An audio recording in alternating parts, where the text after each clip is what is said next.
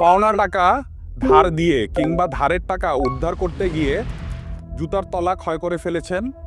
টাকা ফেরত চাইতে চাইতে হয়তো ক্লান্ত হয়ে পড়েছেন, বুঝতে পারছেন না আপনার কি করা উচিত।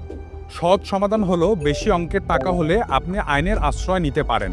পাওনা টাকা উদ্ধারে আপনি সরকারি জজ আদালতে মামলা দায়ের করতে পারেন। চাইলে ফৌজদারি মামলাও করা যেতে পারে। মূলত টাকার পরিমাণের উপর ভিত্তি করে বিভিন্ন আদালতে মামলা দায়ের করা যেতে পারে। টাকার পরিমাণের উপর ভিত্তি করে কোর্ট ফিস, মামলার দাখিল, সমন জারি সহ আইনজীবীর খরচ আপনাকেই বহন করতে হবে। তবে ধার বা পাওনা টাকার পরিমাণ যতই বেশি হোক না কেন, কোর্ট ফিস কখনোই 50,000 টাকার বেশি হবে না।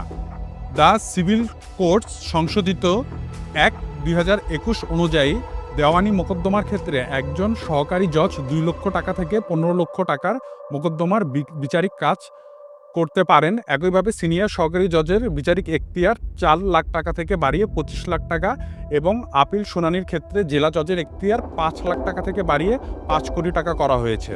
দেওয়ানি মামলা করার আগে আপনাকে স্মরণ রাখতে হবে, কম টাকার ক্ষেত্রে আদালতের আশ্রয় না নেওয়াই ভালো। এছাড়া ধারের টাকা উদ্ধারের ক্ষেত্রে আপনি যদি 300 টাকা নন জুডিশিয়াল স্ট্যাম্পের মাধ্যমে চুক্তি না করে থাকেন, সেক্ষেত্রে আইনি আশ্রয় পেতে আপনার বেশ বেগ পেতে হতে পারে। আর ফৌজদারি ক্রিমিনাল মামলার ক্ষেত্রে দণ্ডবিধির 405 ও 415, 417 ধারার আলোকে অভিযোগ এনে সিআর নালিশি মামলা দায়ের করা যায়। এছাড়া ক্ষেত্র বিশেষে থানায় এফআইআর করা যেতে পারে। ফৌজদারির ক্ষেত্রে কোর্ট ফিস দিতে হয় না এবং অভিযোগকারীর কোনো আর্থিক ক্ষতিপূরণ পান না। তবে শাস্তির ভয়ে জামিন নিতে সাধারণত আসামি অভিযোগকারীর সঙ্গে মীমাংসার চেষ্টা করেন। অনেক ক্ষেত্রে বড় ধরনের লেনদেনের ক্ষেত্রে সেট অফ এবং কাউন্টার ক্লেমের বিষয়টি বেশি আলোচিত হয়ে থাকে।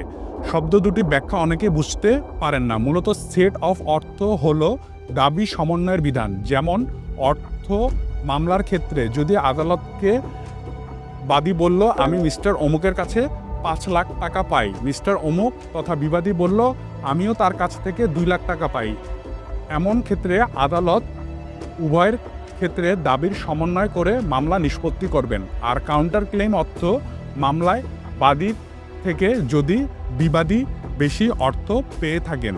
তাই আপনার পাওনা টাকা উদ্ধারের জন্য একজন বিজ্ঞ আইনজীবীর পরামর্শ গ্রহণ করুন। তিনি আপনাকে গাইড করবেন কোন ধরনের মামলা দায়ের করে আপনি আপনার পাওনা টাকা সহজেই উদ্ধার করতে পারবেন। ধন্যবাদ।